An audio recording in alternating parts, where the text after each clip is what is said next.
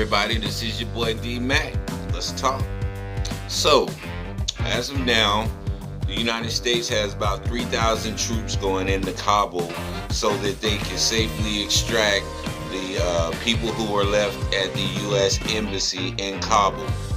What, did y'all think the Taliban was playing when they said be out by the beginning of August? Or they was going to start coming in and doing what they do? The United States always trying to colonize, always trying to leave an embassy somewhere, leaving a remnant behind to meddle in people's business. And the Taliban said, no, get all the way out. I don't know what Joe Biden don't understand about get all the way out. They didn't say leave an embassy or leave a remnant behind to be nosy and meddle in their business. They said get all the way out. And Joe Biden does what every other president before him has done, and he's tried to colonize and leave an embassy there so that they can, see what's going on over there. And they totally done with it. They said no, get it out. And they're amping up their war efforts, and they're taking over all of the country, which was going to happen anyway. We knew that was going to happen as soon as we pull out. They're going to come in and they're going to take over and they're going to do what they do. Leave those people alone.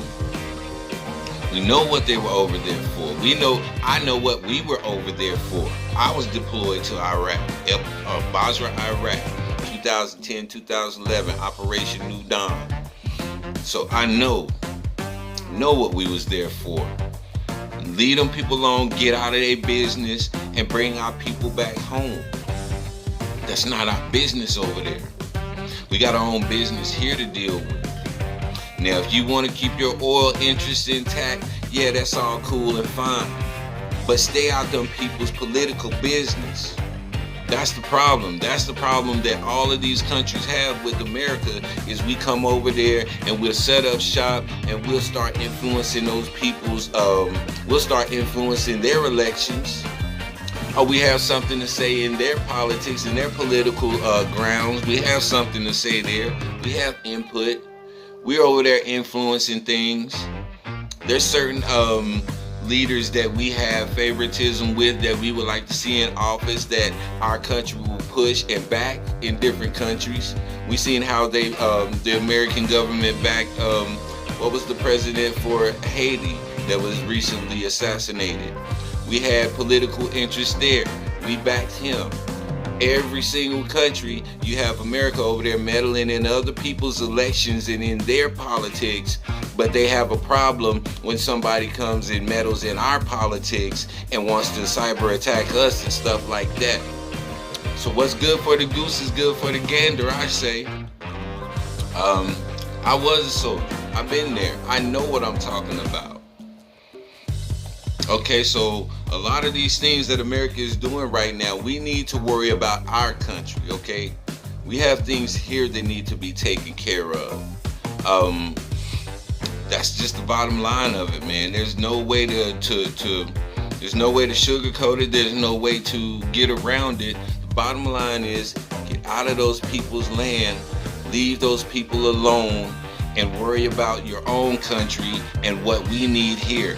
We have a border crisis going on ourselves because we got a pandemic and we have a new Delta strand. And even though I don't like Governor DeSantis, he made a great point that he's allowing all of these people, these infected people, to still come into the country through these borders. And so this is something that should have been shut down from the start of the pandemic. We got a pandemic. We don't know how to contain it or keep it under wraps. Why are we still allowing people to come into this country? Everything should have been put to a halt and shut down. But it hasn't, because they still have invested interests in certain things. And so they're going to allow it to happen.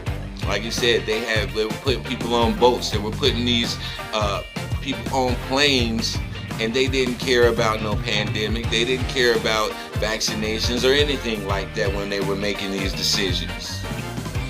So let's get out of other people's business, United States, and focus on America and what we need to do to get this pandemic contained here, along with the infrastructure that needs to be rebuilt, along with the racial component that needs to be addressed.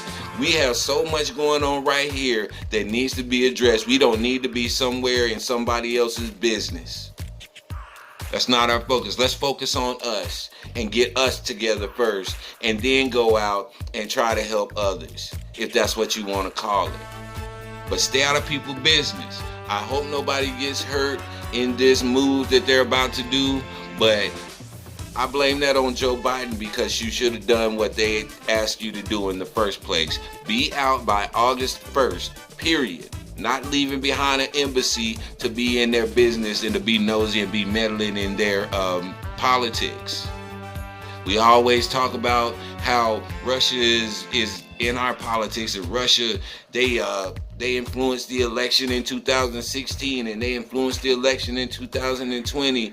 Well, we influence people's elections too.